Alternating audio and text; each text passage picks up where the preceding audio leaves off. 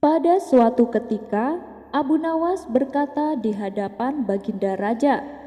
Ia mengaku bahwa dia adalah seorang pelawak yang bisa merubah air putih menjadi madu. Mendengar hal itu, Baginda Raja tentu saja tak percaya begitu saja. "Kau serius, Abu Nawas?" tanya Baginda Raja. "Kalau Paduka ingin bukti, saya bisa melakukannya sekarang," balas Abu Nawas. Baginda Raja yang merasa penasaran segera mengambil secangkir air putih dan menyerahkannya kepada Abu Nawas.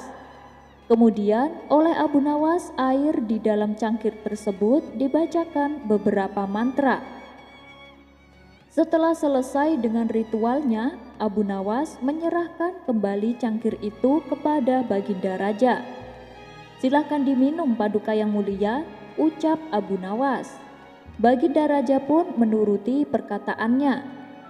"Apa-apaan? Ini hanya air putih biasa, Abu Nawas," seru Baginda Raja. "Tentu saja, Paduka, saya tidak pernah mengatakan bahwa saya adalah seorang pesulap. Saya hanya seorang pelawak yang mencoba merubah air putih menjadi madu," balas Abu Nawas.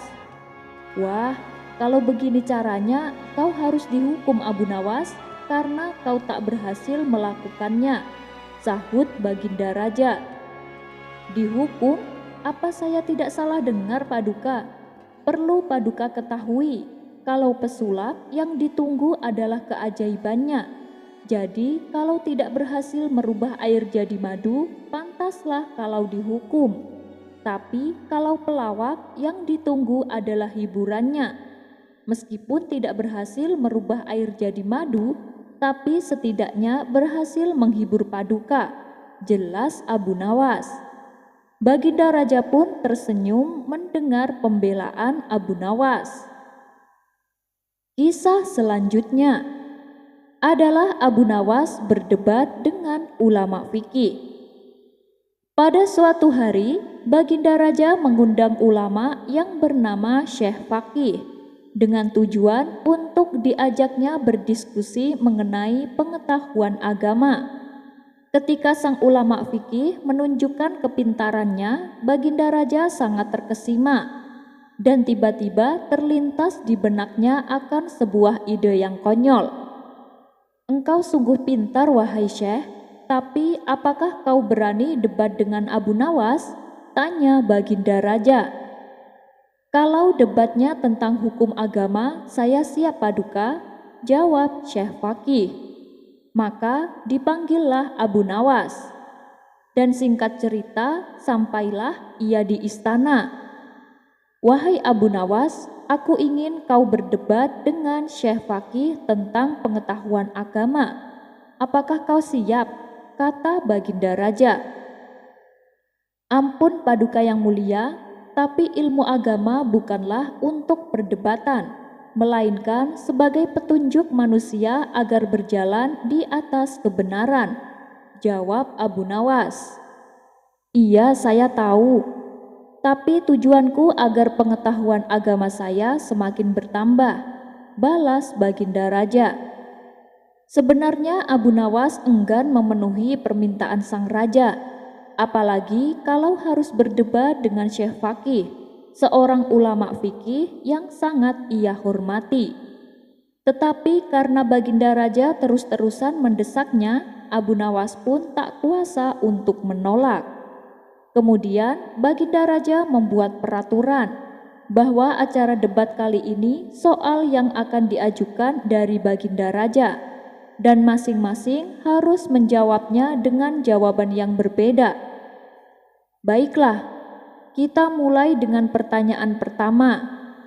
Wahai Syekh, apa yang akan Anda lakukan manakala melihat saya sholat tapi lupa jumlah rokaatnya?"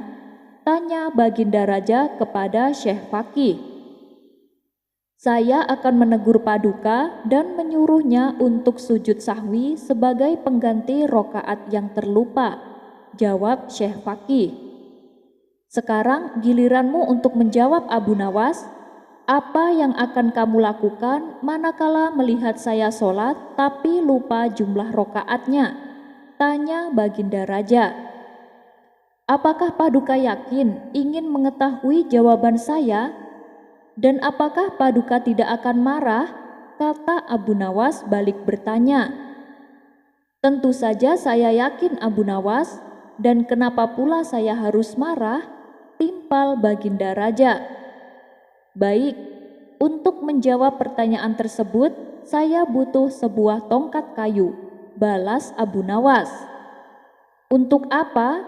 Tanya Baginda Raja heran. Untuk memprak Paduka, jawab Abu Nawas. Kemudian Baginda Raja memerintahkan pelayan istana membawakan tongkat kayu sesuai dengan permintaan Abu Nawas. Awalnya Baginda Raja mengira bahwa jawaban yang akan Abu Nawas tunjukkan adalah sebuah jawaban yang unik dan menarik. Tapi tiba-tiba kepala Baginda Raja dipukul pangkai tongkat oleh Abu Nawas. Sontak Baginda Raja berteriak kesakitan. Kurang ajar kau Abu Nawas, apa maksud perbuatanmu? Bentak Baginda Raja. Ini jawaban saya atas pertanyaan Paduka, kata Abu Nawas. Maksudmu? Kata Baginda Raja bertambah emosi. Begini Paduka, saat Paduka menemui tamu seorang raja, apakah Paduka pernah lupa tidak pakai baju? Tanya Abu Nawas. Tidak pernah, jawab Baginda Raja. Saat Paduka menemui tamu seorang raja, apakah Paduka pernah lupa di mana letak ruang tamu istana? Tanya Abu Nawas kembali. Itu juga tidak pernah, jawab Baginda Raja. Menghadap sesama manusia saja, Paduka tidak pernah lupa apa dan bagaimana yang akan Paduka lakukan. Tapi kepada Tuhan yang menciptakan Paduka, kenapa Paduka sampai lupa jumlah rokaatnya? Bukankah itu sangat keterlaluan? Sedangkan Paduka masih gagah dan perkasa. Dan usia Paduka juga belum tua dan pikun. Maka jawaban yang pantas adalah memukulnya pakai tongkat. Jelas Abu Nawas. Mendengar penjelasan tersebut, Baginda Raja pun hanya terdiam. Tapi tidak harus dipukul Abu Nawas, bisa dengan cara santun, ujar Baginda Raja. Wahai Paduka, seumpama saya lupa dengan jawaban atas pertanyaan Paduka, apa yang akan Paduka lakukan? Tanya Abu Nawas. Tentu saja aku akan menghukum kamu, karena kau tidak bisa menjawabnya, balas Baginda Raja. Nah, itulah perumpamaan atas jawaban saya Paduka. Tak perlu menegurnya dengan santun, langsung saja pukul pakai tongkat. Timpal Abu Nawas tak mau kalah. Karena dirasa percuma mendebat Abu Nawas, Baginda Raja lalu meneruskan dengan pertanyaan kedua. Wahai Syekh, apa hukumnya meninggalkan sholat fardu? Tanya Baginda Raja kepada Syekh Fakih. Tentu saja itu berdosa Paduka dan akan masuk neraka, jawab Syekh Fakih. Dan kali ini Baginda Raja membuat pertanyaan jebakan supaya bisa membalas perlakuan Abu Nawas. Wahai Abu Nawas, tadi sudah dijelaskan bahwa orang yang meninggalkan sholat akan berdosa dan masuk neraka. Pertanyaannya adalah berapa kedalaman neraka? Tanya Baginda Raja. Seketika Abu Nawas terkejut karena pertanyaan yang diberikan tidak sama dengan pertanyaan kepada Syekh Fakih. Tapi namanya saja Abu Nawas, ia selalu punya cara untuk menjawab. Lalu dengan santainya Abu Nawas berkata sambil mengelus-elus tongkatnya. Paduka yakin ingin mendengar jawaban saya? Tanya Abu Nawas. Mendapat gertakan tersebut, Baginda Raja menjadi was-was. Jangan-jangan kejadian barusan akan terulang. Tidak jadi Abu Nawas, kita sudahi saja pertemuan ini, ujar Baginda Raja. Syekh Fakih pun lalu dipersilahkan untuk pulang. Dan setelah Syekh Fakih berlalu, Abu Nawas juga ikut berpamitan. Tapi tiba-tiba Baginda Raja mencegahnya.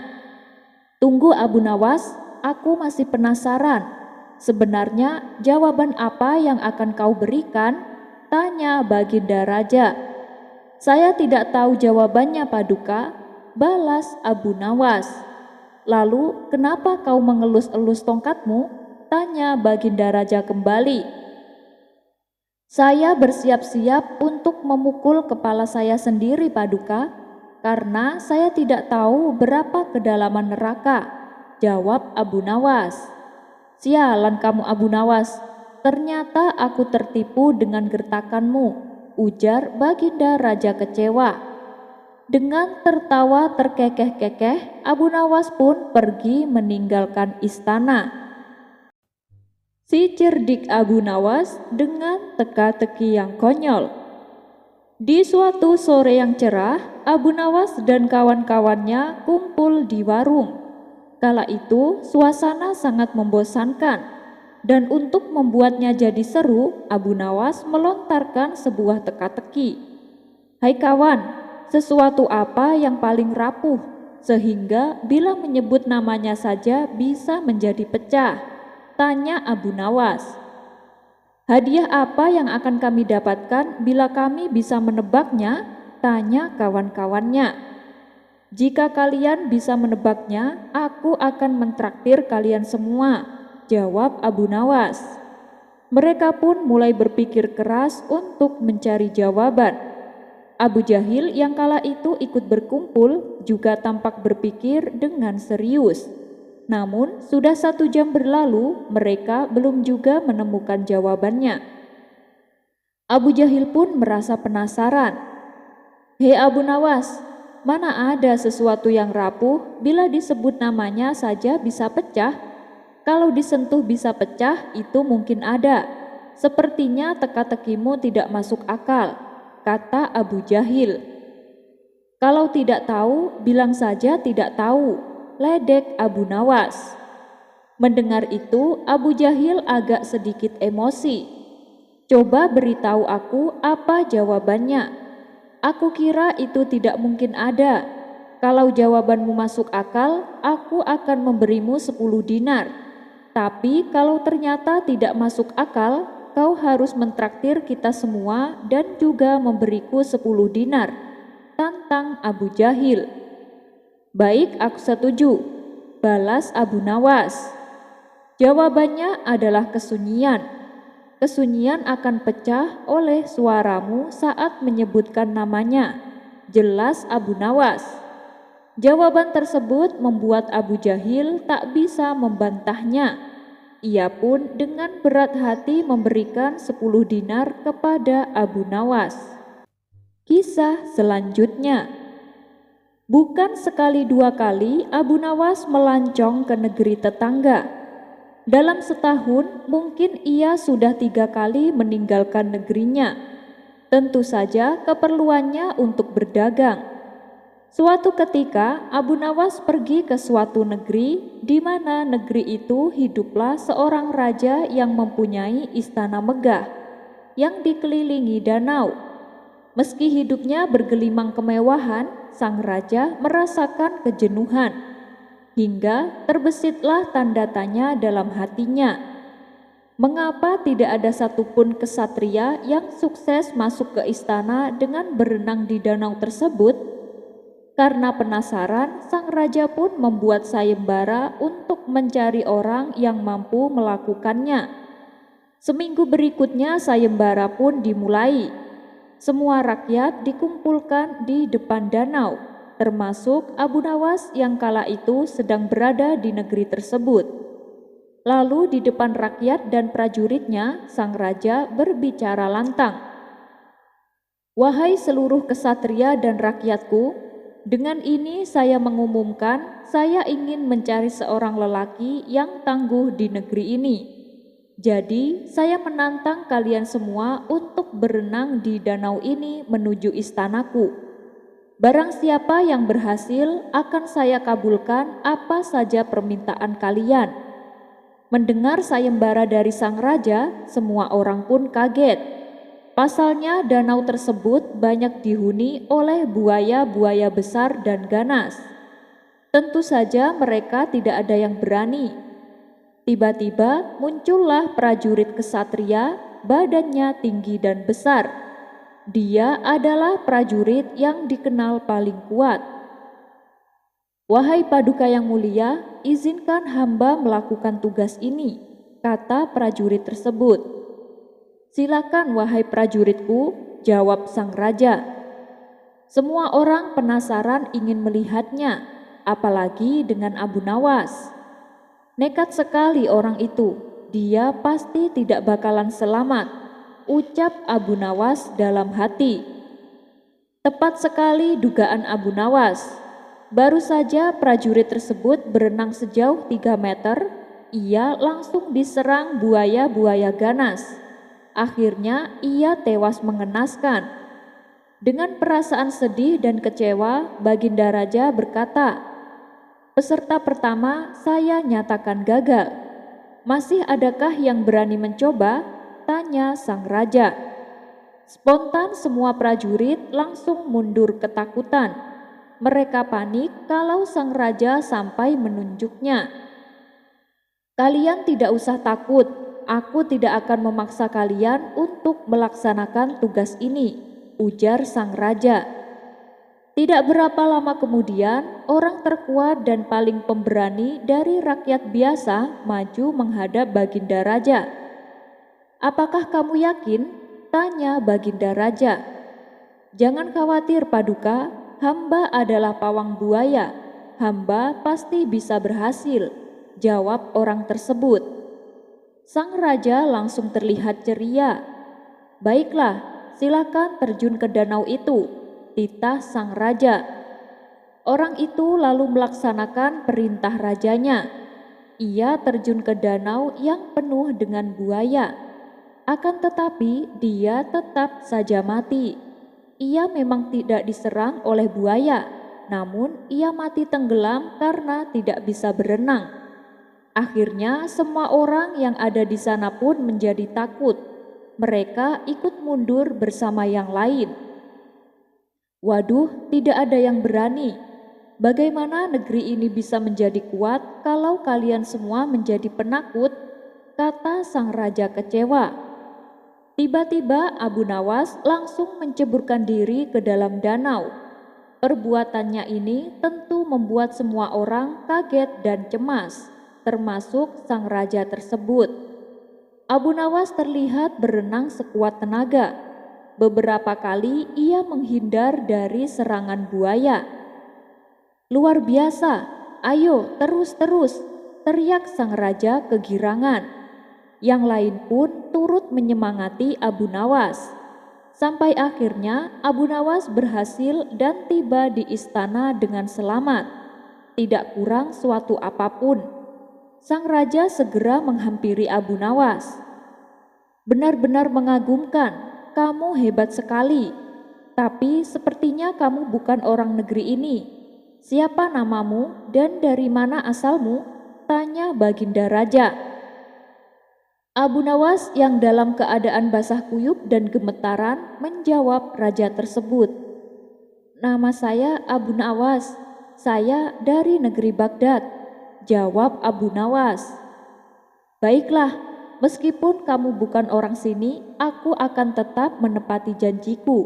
Sekarang apa yang kau inginkan?" tanya Baginda Raja. "Saya ada satu permintaan," balas Abu Nawas. "Apa itu? Apakah kau ingin menikah dengan putriku?" tanya sang raja. Bukan itu," jawab Abu Nawas. Sang raja sedikit terkejut. Bagaimana mungkin sang putri yang cantik jelita ditolaknya mentah-mentah? "Apa kau ingin istana dan hartaku?" tanya sang raja mulai cemas. "Itu juga bukan. Aku tidak menginginkan semua itu," sahut Abu Nawas. Sang raja lega mendengarnya. Ia pun kembali bertanya kepada Abu Nawas, "Lalu apa yang kau inginkan?" Dengan wajah penuh amarah, Abu Nawas menjawab, Saya ingin tahu siapa yang tadi mendorongku hingga aku terjatuh ke danau.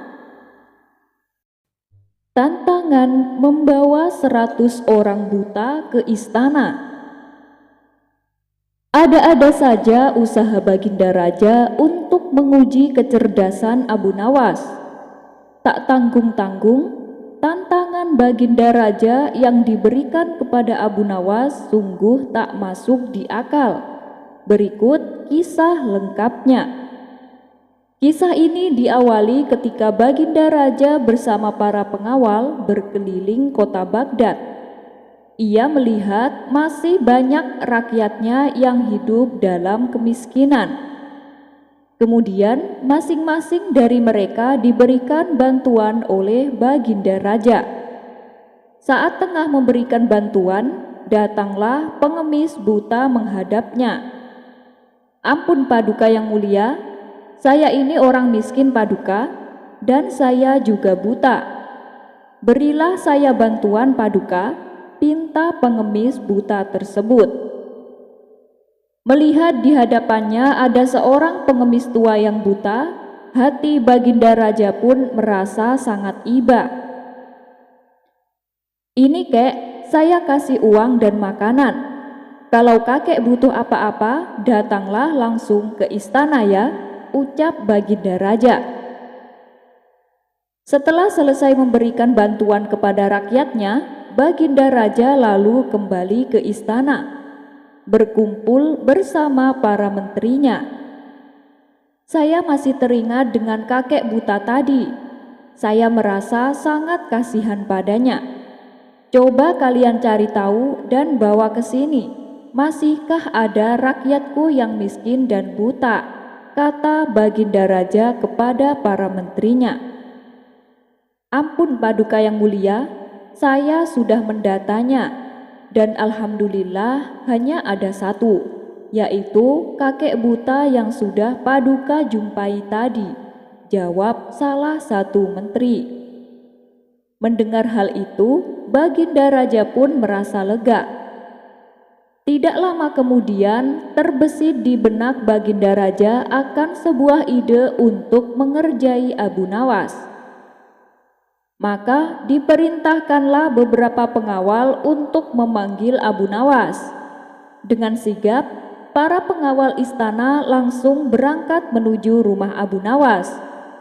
Sesampainya di sana, salah satu pengawal berkata kepada Abu Nawas, "Tuan Abu, Anda diperintah menghadap Baginda Raja sekarang juga. Katanya ada tugas penting yang harus Tuan Abu laksanakan." Tanpa membuang-buang waktu, Abu Nawas beserta para pengawal langsung datang ke istana menghadap Baginda Raja. Melihat kedatangan Abu Nawas, Baginda Raja langsung menyambutnya. "Kemarilah Abu Nawas." Abu Nawas pun dipersilakan duduk di samping Baginda Raja. "Saya ada tugas yang harus kamu lakukan Abu Nawas. Kalau kamu berhasil, kamu akan saya kasih hadiah," ucap Baginda Raja. "Saya siap Paduka. Kalau boleh tahu, tugas apakah itu?" tanya Abu Nawas. "Tugasnya gampang Abu Nawas. Besok kamu harus membawa 100 orang yang buta ke hadapanku," titah Baginda Raja. Mendengar itu, Abu Nawas pun terkejut. Ini tugas nggak masuk akal. Setauku orang buta di kota Baghdad itu cuma ada satu, kakek tua yang menjadi pengemis, pikir Abu Nawas. "Bagaimana Abu Nawas? Kamu sanggup?" tanya Baginda Raja. Karena sudah terlanjur, Abu Nawas pun terpaksa menerima tugas tersebut. Ia pun lalu dipersilahkan pulang oleh Baginda Raja. Setibanya di rumah, Abu Nawas terus mencari cara untuk dapat menyelesaikan tugasnya. Setelah lama berpikir keras, tanpa sengaja matanya tertuju pada sebuah handuk miliknya. Dari situlah ia menemukan ide yang sangat cemerlang. Abu Nawas pun tersenyum bahagia. Pada keesokan harinya, tibalah saatnya Abu Nawas menunaikan tugasnya. Ia berangkat ke istana dengan melilitkan handuknya layaknya sorban. Abu Nawas sengaja berjalan melewati pasar dan keramaian kota agar menjadi perhatian orang-orang. Tentu saja hal ini mengundang gelak tawa. "Hei Abu Nawas, apa yang kamu pakai itu?" tanya salah satu warga sambil tertawa. Ada juga yang berkata, "Woi Abu Nawas, apa kamu sudah gila? Apa yang kamu pakai itu?" Begitu juga saat ia melewati tempat lain. "Sorbanmu itu indah sekali Abu Nawas," kata seseorang sambil tertawa mengejek. Namun, hal itu justru membuat Abu Nawas tersenyum. Ia malah mengajak orang-orang tersebut untuk ikut bersamanya ke istana. "Kalian mau hadiah nggak? Ayo ikut aku ke istana," ajak Abu Nawas kepada mereka. "Ah, yang benar nih." "Ya sudah, aku ikut Abu Nawas," jawab mereka. Abu Nawas lalu melanjutkan perjalanannya bersama orang-orang yang tadi menertawakannya. Saat ia melintas di tempat lain, Abu Nawas kembali ditertawakan warga. "Hei Abu Nawas, apa yang kamu pakai itu? Seperti orang dungu saja kamu," celetuk salah satu warga. Abu Nawas segera menghampiri orang tersebut dan menawarkan untuk ikut dengan iming-iming akan mendapat hadiah. Begitulah seterusnya. Setiap ada orang yang bertanya, Abu Nawas mengajaknya untuk ikut. Hingga terkumpullah banyak orang bersamanya. Ketika mereka sudah sampai di istana, Abu Nawas langsung menghadap Baginda Raja. Melihat Abu Nawas mengenakan handuknya sebagai sorban, Baginda Raja pun langsung tertawa terpingkal-pingkal. "Hei Abu Nawas, apa yang kamu pakai itu?" Abu Nawas hanya tersenyum. Kemudian ia berkata, "Paduka yang mulia, saya sudah menyelesaikan tugas paduka. 100 orang buta yang paduka pinta sudah berkumpul di halaman istana," kata Abu Nawas. Sontak Baginda Raja heran mendengarnya.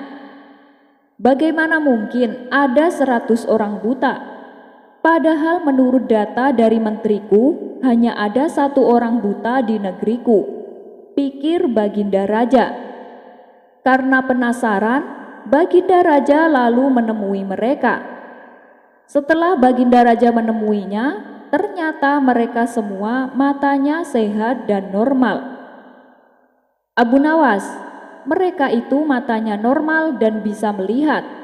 Kenapa kok kamu anggap mereka itu buta?"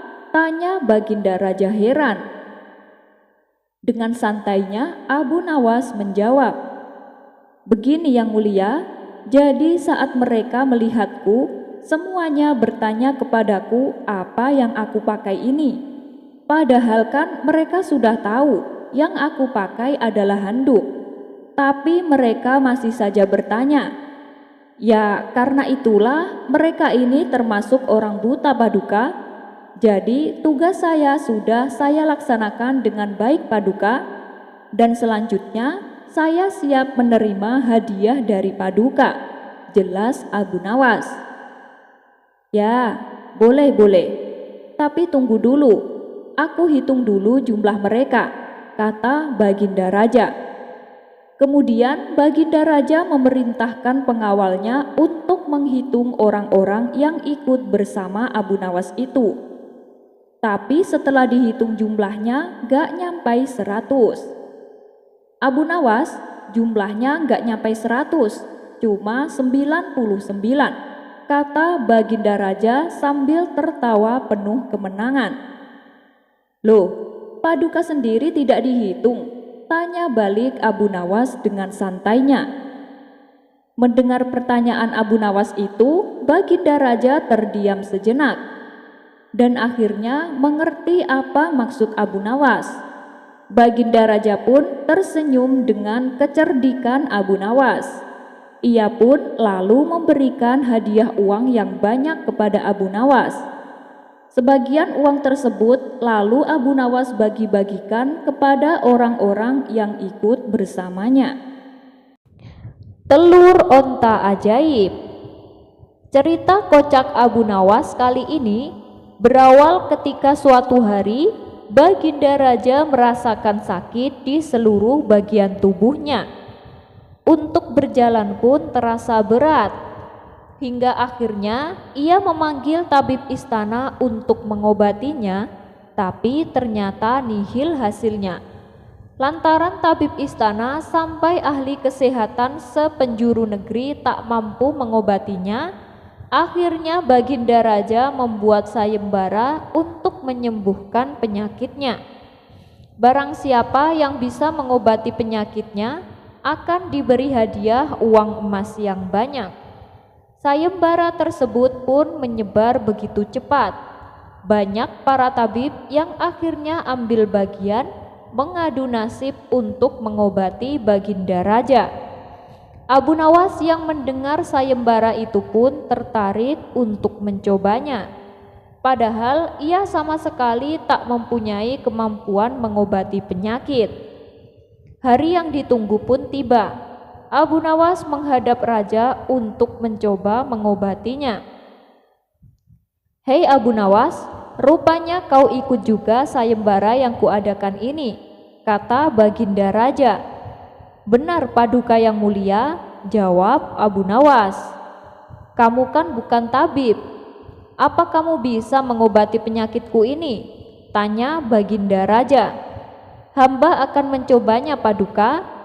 Hamba akan mencoba menerapkan cara-cara yang belum pernah dilakukan tabib lain," ucap Abu Nawas meyakinkan. Ia kemudian meminta Baginda Raja untuk menerangkan penyakit apa yang diderita agar bisa memberikan tindak lanjutnya. Baginda Raja pun menerangkan jika tubuhnya terasa nyeri, tangan dan kakinya terasa pegal-pegal. Setelah memeriksa, Abu Nawas tidak langsung mengobati. Ia meminta waktu 2 hari kepada Baginda Raja untuk meramu resep obat terbaik. Duduk di bawah pohon yang rindang, ia terus berpikir resep untuk sang raja. Maklum saja, Abu Nawas bukan tabib, sehingga bingung harus memberikan resep apa. Sambil duduk dan berpikir, dari kejauhan dia melihat seorang kakek tua yang masih sibuk sendirian memetik buah-buahan di kebun kurma. Abu Nawas yang heran langsung mendekati kakek tersebut. Setelah bercakap-cakap dengan kakek tersebut, Abu Nawas mendapat jawaban jika kakek itu menjadikan aktivitas memetik buah sebagai kesibukan. Jika tidak ada kesibukan, si kakek malah merasa badannya pegal-pegal. Dari pertemuan itu, Abu Nawas menemukan penyebab sakit Baginda Raja. Dan keesokan harinya, Abu Nawas menghadap Baginda Raja. "Abu Nawas, belum 2 hari loh ini, kamu sudah menghadapku. Mana obat untukku?" tanya Baginda Raja. "Maaf Paduka yang mulia, kali ini hamba datang belum membawa obat yang bisa Paduka minum, sebab obat yang bisa menyembuhkan Paduka itu hanyalah sebuah telur onta. Nah, Paduka harus mencari telur onta itu sendiri, karena jika tidak dicari sendiri maka khasiatnya akan hilang," terang Abu Nawas. Raja pun berpikir sejenak, yang akhirnya mengiyakan saran obat dari Abu Nawas. "Kalau itu yang kamu sarankan, baiklah, aku akan segera mencarinya," jawab Baginda Raja. Dengan sekuat tenaga, Baginda Raja mencoba mencari telur unta di pasar. Para pedagang pun heran, bukankah unta itu beranak, bukan bertelur?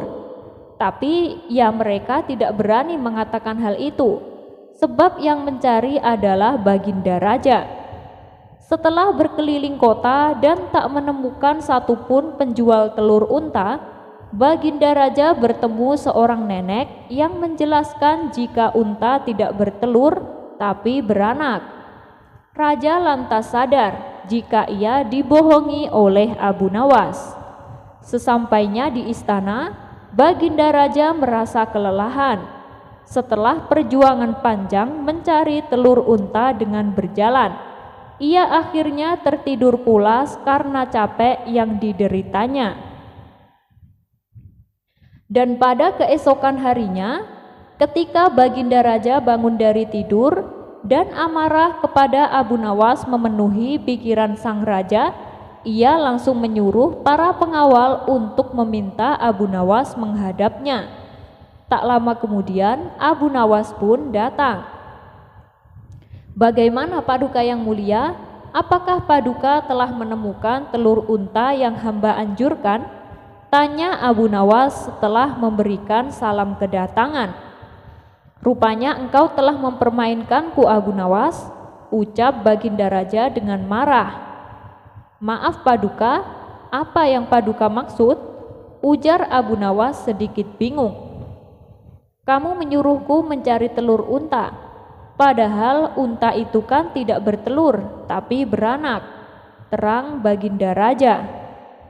Abu Nawas kemudian menceritakan pertemuannya dengan seorang kakek yang ada di kebun kurma, sampai memperoleh hikmah jika anggota badan yang tidak pernah digerakkan akan membuat orang itu sakit. Pengalaman itulah yang ingin diterapkan Abu Nawas kepada Baginda Raja supaya tidak hanya memerintah tetapi juga bergerak. "Oh, itu Paduka? Tentu saja Paduka tidak akan menemukan telur unta, sebab ya tidak akan mungkin ada unta yang bertelur. Tapi Paduka, bukankah Paduka sekarang sudah merasa lebih enakan?" tanya Abu Nawas setelah memberikan penjelasan. Benar juga ya. Kamu benar Abu Nawas. Badanku sekarang rasanya segar bugar, dan sakit-sakitku juga sudah hilang semua," jawab Baginda Raja yang tak lagi marah mendengar jawaban Abu Nawas. "Bahkan aku semalam juga bisa tidur pulas sekali," lanjutnya. "Nah, kalau begitu betul jika ada pepatah mengatakan, tidak ada kelezatan kecuali setelah kepayahan. Paduka, tubuh yang tidak dibiasakan bergerak akan membuat darah membeku dan akhirnya menjadi penyakit. Maka dari itu, rajinlah berolahraga Paduka," sahut Abu Nawas.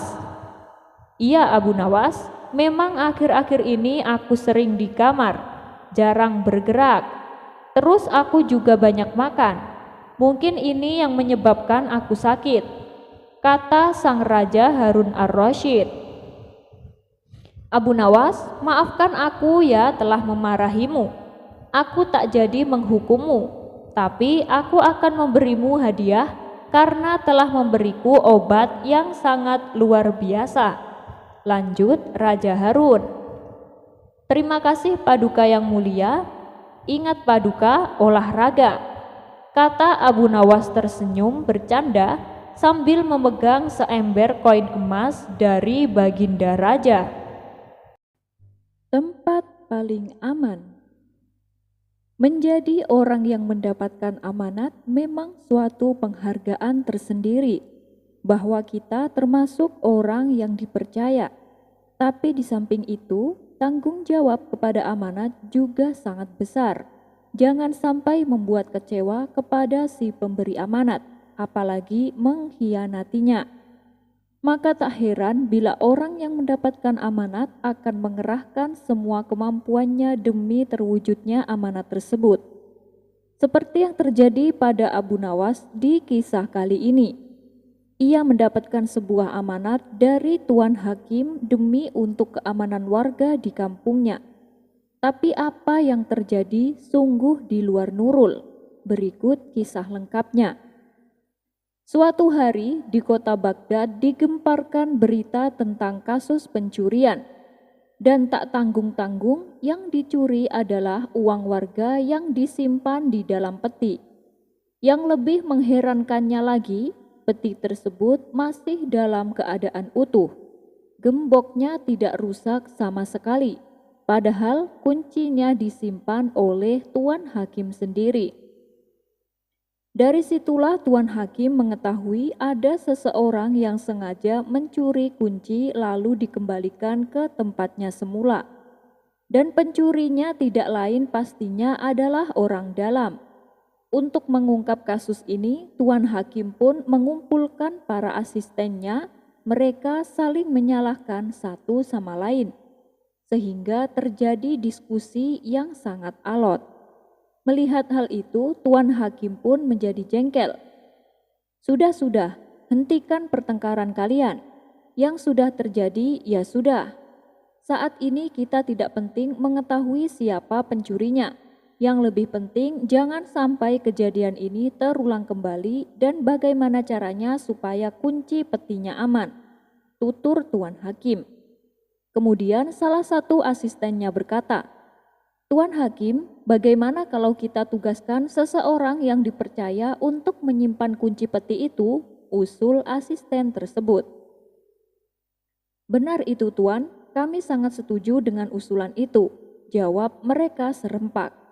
Baiklah, saya kira orang yang pantas ditugaskan adalah Abu Nawas. Bagaimana pendapat kalian? Tanya Tuan Hakim. Kami setuju Tuan Hakim, Abu Nawas memang orang yang jujur, balas mereka. Maka dipanggillah Abu Nawas ke istana Tuan Hakim. Ada apa Tuan? Kenapa Tuan memanggil saya? Tanya Abu Nawas. Begini Abu Nawas, uang warga yang ada di peti istanaku dicuri orang, balas Tuan Hakim.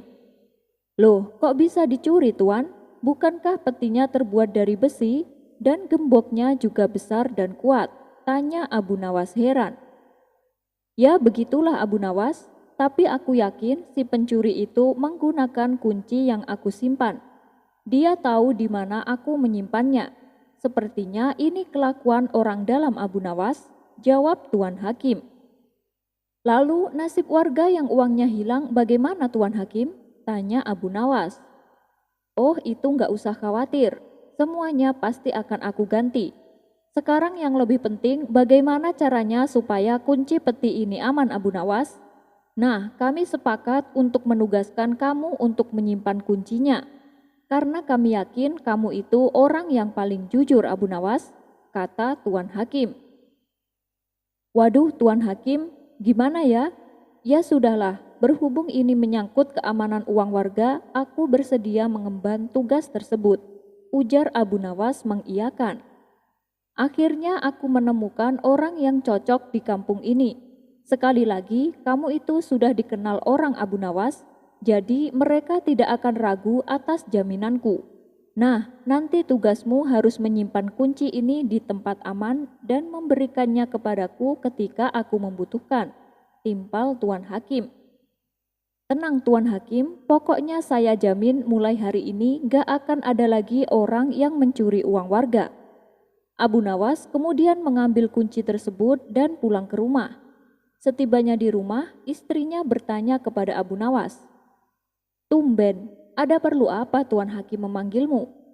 Abu Nawas kemudian menjawab, Oh, Tuan Hakim menugaskanku menjaga peti uang warga. Lalu kamu terima tugas tersebut? Tanya istrinya kembali. Iya, mau gimana lagi? Ini kan demi keamanan uang orang banyak. Tapi aku bingung, di mana ya aku harus menyimpannya? Balas Abu Nawas. Karena belum menemukan tempat yang aman, terpaksa untuk sementara Abu Nawas selalu membawa kunci tersebut kemanapun ia pergi. Suatu hari, kunci itu hilang di rumahnya yang kebetulan kondisi saat itu sedang gelap. Istrinya kemudian berkata, coba nyalakan lilin. Abu Nawas pun bertanya, di mana lilinnya? Itu di sebelah baratmu, jawab sang istri. Bagaimana aku bisa tahu arah dalam situasi gelap seperti ini? Balas Abu Nawas. Ya sudah, kita cari besok pagi saja, ujar sang istri. Esok paginya, Abu Nawas dan istri kembali mencari kunci tersebut. Setelah beberapa lama mencari, akhirnya kuncinya pun ditemukan. Alhamdulillah, akhirnya ketemu. Kalau kunci ini hilang, aku bisa dihukum Tuan Hakim, ucap Abu Nawas. Nah, sekarang lebih baik kuncinya disimpan saja. Kalau sampai hilang di jalan gimana? Bisa tambah runyam nanti, kata istrinya menyarankan. Mendengar perkataan istrinya, Abu Nawas pun terdiam. Setelah lama merenung, akhirnya Abu Nawas menemukan ide. Aku tahu tempat yang paling aman, pikir Abu Nawas. Ia pun segera pergi menuju istana Tuan Hakim. Sesampainya di sana, ia segera menuju tempat di mana peti itu diletakkan. Melihat kehadiran Abu Nawas yang tiba-tiba berada di dalam istananya, sang hakim pun bertanya, "Loh Abu Nawas, apa yang sedang kamu lakukan? Kamu sudah menyimpan kuncinya di tempat yang aman?" Abu Nawas kemudian menjawab, "Tentu saja Tuan Hakim, kuncinya aku simpan di tempat yang paling aman." "Baguslah, memang gak salah aku menugaskanmu," ujar Tuan Hakim. "Di mana kamu menyimpannya Abu Nawas?" tanya Tuan Hakim penasaran. "Memang ada tempat yang lebih aman Tuan Hakim selain peti ini," kata Abu Nawas balik bertanya. "Apa maksudnya Abu Nawas?" ucap Tuan Hakim kebingungan. "Ya, aku menyimpan kuncinya bersama uang di dalam peti ini. Dengan begitu, mulai hari ini tidak akan ada orang yang akan membukanya," kata Abu Nawas menjelaskan. "Haduh, Abu Nawas, ucap sang hakim sambil menepuk jidat. Tertipu minyak wangi. Suatu ketika, Abu Nawas mendengar kabar bahwa di sebelah tempat pemandian umum ada toko minyak wangi yang menjual candu, di mana candu tersebut katanya apabila ada orang yang menghisapnya, kesadarannya akan hilang alias mabuk. Karena penasaran, Abu Nawas pun timbul keinginan untuk mencobanya. Maka berangkatlah ia menuju toko minyak wangi tersebut. Ia lalu membeli sedikit candu dan dibawanya ke pemandian umum sambil berendam di air. Abu Nawas menghirup candu tersebut, tapi setelah candu itu habis, Abu Nawas tak merasakan apapun. "Ah, dasar omong kosong, apanya yang bisa membuat mabuk? Aku masih waras begini dan sama sekali gak kehilangan akal," gumam Abu Nawas dalam hati. Merasa dirinya kena tipu, ia pun keluar dari kolam pemandian dan hendak meminta ganti rugi. Ia pun berjalan dengan mantap seperti seseorang yang sedang menahan amarah. Orang-orang yang melihat perilaku Abu Nawas ini menjadi heran dan bertanya, "Kamu mau kemana Abu Nawas?" tanya mereka. "Aku akan ke penjual minyak wangi itu, mau minta ganti rugi aku," jawab Abu Nawas. "Memangnya kenapa?" tanya mereka. "Dia telah menipuku. Katanya candu yang dijual bisa memabukkan dan bisa membuat orang kehilangan akal. Tapi aku sama sekali tak merasakan apapun. Aku masih waras dan aku juga baik-baik saja," jawab Abu Nawas. Spontan orang-orang tertawa mendengarnya.